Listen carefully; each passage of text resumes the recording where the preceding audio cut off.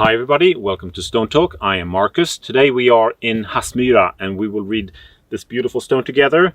Maybe you'll not see it from this view, but I'll include a better photo. The stone features a horse or some kind of beast, horse-like beast or some kind of feline, and a dragon encircling it. Maybe it's the Jormungandr snake, and maybe this is the Fenris wolf, who knows? Here's the head of the snake or the serpent. At the bottom there is an Irish lock, like this. It was probably used for locking the feet of cattle during Viking times, but here they included it on the runestone and it's quite common. The stone begins on the lower right and it says B-U-O-N-T, but it looks like an L, but it's a T and an I. So it'll be Buanti. That means farmer or a husband possibly. And then it says K or G U D R, Gudr. So Buanti Gudr, a good husband. And who was a good husband? It says H U, and this is an L, a proper L, not like this one. L M U O E T R. So Holm Gotr.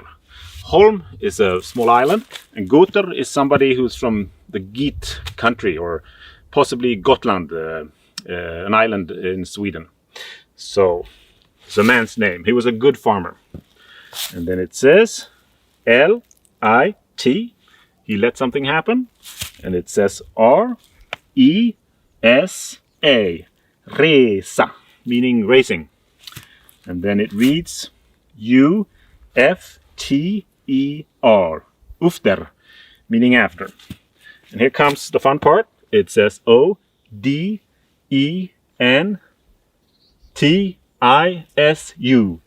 Odentisu. And this is a woman's name. Possibly she was called Odentisa, or maybe her name was Tisu, means like a female deity, and she was praying to Odin. Who knows? This is the only mention of this this name, so there is no other reference. So we don't really know exactly if this was her name or if her name was Tiso. And then we can read here. It says K-U-N-U, Konu. And Konu means wife. Today in Danish, in modern Danish, they still say Kone for a woman. And so Odentisa was the woman of the good farmer Holmgotr. And then we read S-E-N-U, Sinu. So, of course, Odentisa was the wife of Holmgotrs.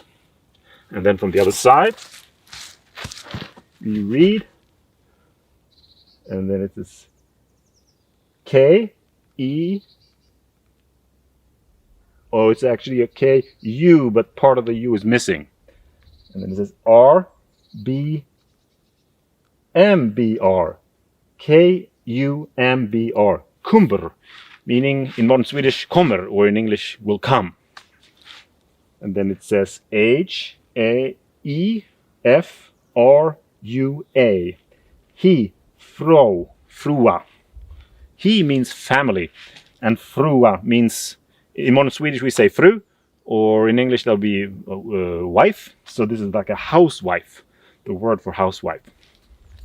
And then it says T-I-L, towards, and then it says H. It looks like an N, but it's definitely an A. And then S-U-I-M-R-U, R-A. So Hassmyra. But this is not the name of this place, it's Hassmyra. But probably the first bar here is actually an M originally, but the rune master made a mistake. He should have included this U in between the M and the S. And instead of erasing the stone and do it over again, he repurposed the first bar of the M and made it into a U.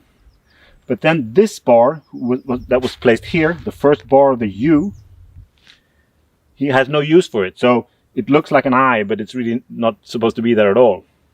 So he put the M here, and then U-R-A. So Hassmyra or Hassmyra. This place is called Hassmyra. So probably he made a mistake. We don't really know, of course, but that's likely. And what does Hassmyra mean? Well, Hass or Hos, that means gray, and Myra means like a marsh or wetlands. And there is a big lake here, so that's quite reasonable. And then it says I-K-I, Iki, meaning not. And then B-E-T-R, better. So Iki better, meaning not better. So there's not going to be a better Hifrua in Hassmyra. And the next word, read this part here, it says D-O-N, dan or don. So the last punchline here, the rune master ran out of space. They usually do.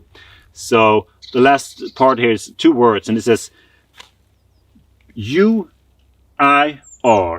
or that'll be, let me see, Uir. And that means village. In modern Swedish we will say, well, let me see here, there's a B here also. It says B-U-I, bui. And bui in modern Swedish, that is by, or village in English. At this time, about like 1,000 years ago, a farm was really like one house for living, one house for cattle, one house for blacksmithing, one house for storing food. So it was more like a conglomerate of houses. So today we perhaps would say village, but here it really means farm. And here comes the punchline. It says R-A-D-R, råder, meaning being in charge of. Today, if you go to the courthouse in Sweden, it's the rådhus, so the courthouse. So it means that Odentisa, she was in charge of the farm. She had managed everything, the day-to-day life. And the man, Holmgöter, he was probably sort of just being happy, I guess. And here, there's more words here. It says, let's see here, it says R-O-D-R-A-L-N-R.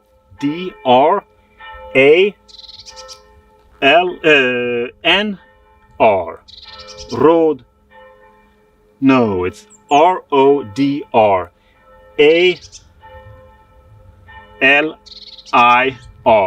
Rodbalir. So Rodbalir means a red ball, but this is a man's name. And what's up with this red thing? Well, probably we could imagine that he had red hair or red beard, maybe. So, and he was whom? It says R-I-S-T-I, Risti, and then R-U-N-I, Runi. So Rodbalir, he was carving the runes here. He was the rune master. And then of course it says D-I-S-A, Disa. So he was carving these runes. And then it says S-I-K or G, M-U, and then N-T-A-R, Sigmunter. This is the man's name, and Sig means victory, and Munter means protector of. So, who was Sigmunter then? Well, we can read U-A-R. The U could probably be a V, so that would be read var, and in modern Swedish that's still var, meaning were. So Sigmunter was something for someone, and the part of the stone here that's missing probably had the name of a woman that most likely would be Odentisa, because then it says S-E-S-T-R, sister, and then it says G-U-D, sister good. So we could imagine that Sigmunter had a good sister, Odentisa, who was the departed wife of Holmgöter. And in the middle we have maybe the Fenris wolf and the Jormungandr snake. And in the bottom here, the Irish lock for the snake encircling this picture. That's all.